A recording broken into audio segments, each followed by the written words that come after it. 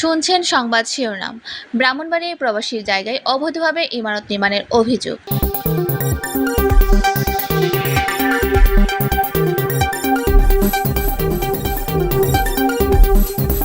এবার বিস্তারিত। ব্রাহ্মণবাড়িয়ায় প্রবাসী জায়গায় অবৈধভাবে ইমারত নির্মাণের অভিযোগ পাওয়া গেছে। জেলার কসবা উপজেলার মেহারি ইউনিয়নের যমুনা গ্রামের সৌদি প্রবাসী মোহাম্মদ আলামিন 2006 সালে তার অপর ভাই আলমগীর ও রমজানকে সাথে নিয়ে উক্ত গ্রামে 7.5 শতাংশ ভূমি এজমালিতে কিনেন।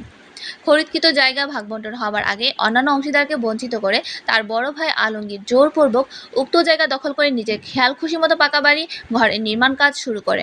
আলামিনের স্ত্রী লাকি আক্তার এতে বাধা প্রদান করলে আলমগীর ও তার লোকজন তাকে গালিগালাজ ও ভয়ভীতি প্রদর্শন করেন এবং হত্যার হুমকি দেয়।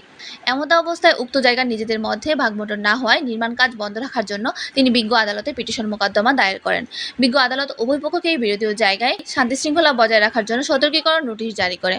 প্রবাসী আলামিনের স্ত্রী লাকি আক্তার জানান, তা সত্ত্বেও আলমগীর ও তার লোকজন রাতের আধারে নির্মাণ কাজ চালিয়ে যাওয়া সহ তাকে গালিগালাজ ও হত্যা সহ নানাভাবে ভয়ভীতি প্রদর্শন করছে। এ ব্যাপারে মুঠোফোনে আলমগীরের সাথে যোগাযোগ করা হলে নতুন করে নির্মাণ কাজ চালু রাখার কথা অস্বীকার করেন। এ বিষয়ে কসবা থানার ভারপ্রাপ্ত কর্মকর্তা রাজু আহমেদ জানান, বিষয়টি সম্পর্কে আমি অবগত নই, এ বিষয়ে খোঁজখবর নেওয়া হচ্ছে। এই জায়গাটা জানি যারা তিন ভাইয়ের জায়গা, তখন এটা এককভাবে ঘরে উড়াইতেছে। তখন পুলিশে আবার কয়েকবার বাধাও দিচ্ছে, মামলা হয়েছে, শুনতেছি আবার কাজ কামও করতেছে। এই জায়গাটা হচ্ছে 7.5 শতক। এখন এই 7.5 শতকের মধ্যে তারা 3 জনের সাবকলা দলিল। উনি যখন এই গড় করার জন্য পরিকল্পনা নেয়, তখন রমজান ওকে বাধা দেয় যে আমার ছোট ভাইয়ের জায়গা রাইখা তারপরে তুমি গড় করো, যদি প্রয়োজন হয় আমার ঘর ভেঙে ফেলো, কিন্তু এটা সমাধান করে তারপরে গড় করো। কসবাতে একটা মামলা দায়ের করার পরে উনি পুলিশ ফোর্স নিয়ে পরের দিন এসে জায়গা বন্ধ করে দিয়ে যায় এবং যারা কাজ করে তাদের ঠিকানা নিয়েছে যে পরবর্তীতে কাজ করলে তোমাদের আইনত ব্যবস্থা নেওয়া হবে। এভাবে 15 দিন কাজ বন্ধ ছিল। তারপরে কিভাবে সে কি করছে, তারপরে সে আবার নতুন করে কাজ শুরু করলো। তারপরে সে আরেকটা হুমকি দিয়েছে যে আমি 1 কোটি টাকা খরচ লাগলো, আমি কাজটা করে দিব, এটা হচ্ছে আমার ওয়াদা। এরকম একটা হুমকি নিয়ে সেটা যখন সে আবার কাজ শুরু করছে, তারপরে পিলারের কাজ সে শুরু করছে। তারপরে লাকি বেগম কি করলো, এই যে 144 এবং 145 এই মামলাটা করলো। জায়গাটা হেরা তিন ভাইয়ের কাগজের পত্রে আমি কই না, কারণ আমি করলে গাড়ি লইতো না, আমি আবার লইতো না।